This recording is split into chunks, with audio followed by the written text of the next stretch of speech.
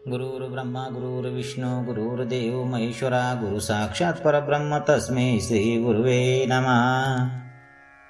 ओम श्री परमात्मने नमः. शिवगीता अथ प्रथमोध्याय. अध्याय पहिला.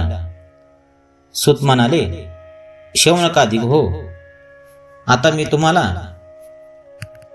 कैवल्य मुक्ती देणारे परमपवित्र असे संसार दुःखाचे औषध शिवाच्या प्रसादाने सांगतो. ही कैवल्य मुक्ती कर्माच्या अनुष्ठानांनी, दानांनी अथवा तपाने मनुष्याला प्राप्त होत नाही, तर केवळ ज्ञानानेच प्राप्त होते. पूर्वी दंडकारण्यामध्ये श्रीरामचंद्राला शंकराने जी शिवगीता सांगितली ती अत्यंत गुह्य आहे. जिच्या श्रवण मात्रानेच मनुष्याला निश्चयाने मुक्ती प्राप्त होते, अशी ही गीता स्कंदाने सनत कुमाराला सांगितली. हे मुनिश्रेष्ठ हो, सनत कुमाराने ती व्यासांना सांगितली आणि व्यासाने परम दयाळुत्वाने ती मला सांगितली आणि असे सांगितले की ही गीता तू कोणालाच देऊ नकोस. देशील तर सर्व देव क्रुद्ध होऊन शाप देतील. ब्राह्मण हो, असे ऐकताच मी व्यासांना प्रश्न केला की महाराज, गीतेचा उपदेश केल्याने सर्व देव क्रुद्ध होऊन शाप का देतील? सर्व देवांची ह्यात काय हानी आहे की ज्यामुळे ते क्रुद्ध होतील? तेव्हा व्यास मला म्हणाले, वत्सा, तू जो प्रश्न केलास त्याचे उत्तर ऐक. जे ब्राह्मण निरंतर अग्निहोत्र चालविणारे आणि निरंतर गृहस्थाश्रमीत असतात, तेच देवांना सर्व अभिष्ट फळे देणारे केवळ कामधेनुसारखे होत. भक्ष्य, भोज्य, पेय इत्यादी जे जे देवांना पाहिजे ते सर्व अग्नीत हवन केलेल्या हवीने स्वर्गामध्ये देवांना मिळते. देवांना स्वर्गावर इष्टसिद्धी करून देणारे गृहस्थासारखे दुसरे साधन नाही. म्हणूनच जसे कुटुंब वत्सलाची दुभती गाय कोणी चोरून नेली असता त्याला दुःख होते, तसेच ब्राह्मण कर्ममार्ग सोडून ज्ञानी झाला म्हणजे देवांना दुःख होते. म्हणून देव मनुष्याच्या भोग्य विषयांमध्ये सूक्ष्म रूपाने प्रवेश करून मनुष्याला विघ्ने करतात. म्हणून कोणालाच शिवाविषयी भक्ती उत्पन्न होत नाही, त्यात अज्ञानांना तर मुळीच होत नाही. कदाचित झालीच तर काही तरी कारणाने मध्येच खंडित होते. तसेच शिवस्वरूपाचे ज्ञान कदाचित कोणाला झालेच तर त्यावर पूर्ण विश्वास बसत नाही. शौनकादी ऋषी म्हणाले, जर देव ह्याप्रमाणे मनुष्यांना विघ्ने करतात तर त्या ठिकाणी कोणाचा पराक्रम चालणार आहे की ज्या पराक्रमाने मुक्ती प्राप्त होईल?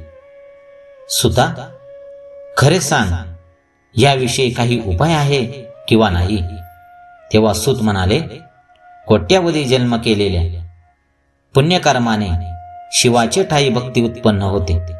त्या भक्तीच्या योगाने सर्व मनोरथांचा त्याग करून केवळ शिवार्पण बुद्धीने मनुष्य विधीपूर्वक इष्टापूर्त कर्मे करू लागतो. त्यापासून शिवाचा त्याच्यावर अनुग्रह होतो आणि ज्याने मनुष्य पराक्रमी होतो. नंतर देव भीतात आणि विघ्ने करायची सोडून पळून जातात. असे झाले म्हणजे मनुष्याला शिवाचे चरित्र श्रवण करावे अशी इच्छा उत्पन्न होते. ते ऐकू लागला म्हणजे ज्ञान प्राप्त होते आणि ज्ञान झाले म्हणजे मुक्त होतो. फार काय सांगावे, ज्याची शिवावर दृढ भक्ती आहे तो कोट्यावधी महापातके व पातके यांच्या प्रवाहात बुडाला तरी मुक्त होतो. आदराने, वक्रत्वाने, थट्टेने किंवा कपटाने जरी शिवभक्तीविषयी मनुष्य तत्पर होईल आणि तो अत्यंज जरी असेल तथापि मुक्त होतो. ह्याप्रमाणे सर्व प्रकारांनी सर्व प्राण्यांची शिवाविषयीची भक्ती अखंड प्रवाहरूप चाललेली असून जो मनुष्य संसार बंधनापासून मुक्त होणार नाही त्यासारखा दुसरा कोण मूर्ख आहे? जो नियमाने शिवाची भक्ती अथवा द्वेष करतो त्यालाही प्रसन्न होऊन शिव वांछित फल देतो.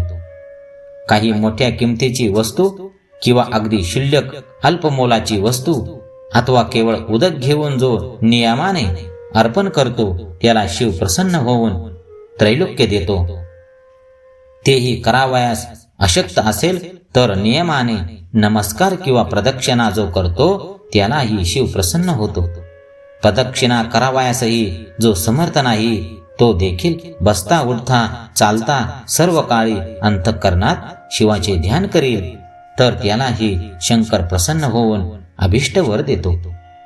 बेलाच्या काष्टाचे चंदन, अरण्यात उत्पन्न झालेली पुष्पे, तशीच अरण्यातील फळे हीच ज्याला फार प्रीतीने आवडतात अशा शिवाची भक्ती करण्यात कठीण ते काय? अरण्यात उत्पन्न झालेल्या पदार्थावर जशी शंकराची प्रीती आहे तशी ग्रामात उत्पन्न झालेल्या पदार्थावर मग ते कितीही उत्तम असोत तथापि त्यावर नाही. अशा या देवाला सोडून जो इतर देवतेस भजतो तो भागीरथी सोडून मृगजळाची इच्छा करतो असे होते.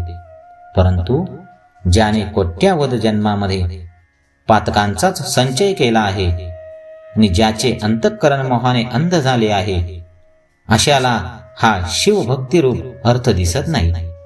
ज्याला कालनियमन नाही, देशाचा व स्थळाचाही नियम नाही, तर ज्या ठिकाणी ह्याचे चित्त रम्मान होईल त्या ठिकाणी त्या काळी मी शिवरूप आहे असे शिवरूपाने शिवाचे ध्यान केल्याने शिव सायुज्य पावतो.